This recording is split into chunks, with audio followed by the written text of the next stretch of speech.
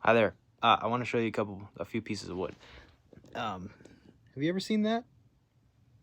Have you ever seen that? Dude, what about this? Dude, my name's Nick, and I want to make drums. Why did I show you those pieces of wood?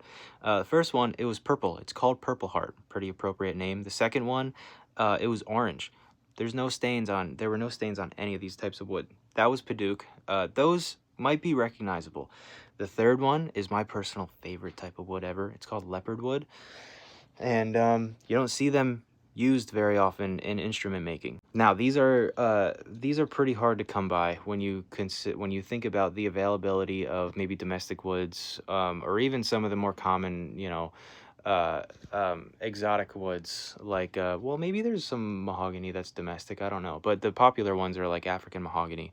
But there's a scarcity for these woods, but not entirely like Brazilian rosewood, for instance, which there's an embargo on. Now, when I think of a quality drum, I think mentally, one of the biggest measures of quality isn't necessarily the drum, but it's the person playing it.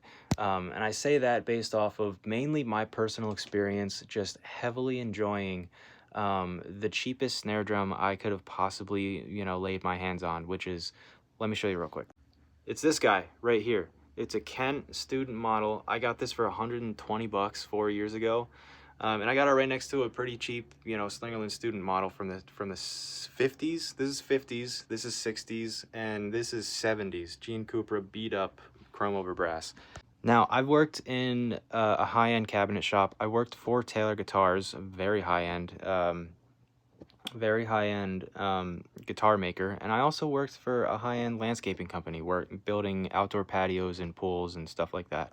So my relationship with quality and craftsmanship is kind of deep-rooted, but what I appreciate the most in music and the drums that I play is how I can use the quirks and sort of the imperfections within the build quality, or the weirdnesses, or I could just be able to highlight, the personality of that drum to its fullest advantage, or to just say screw it and shove it into a musical setting where you think it might not fit, but with the right type of confidence, it produces that right type of funk or sludge that makes the song stand out. So when I think about making potentially my own drums, I'm looking at these weird woods, not really focusing on sonic qualities, and just seeing what kind of fun I could have.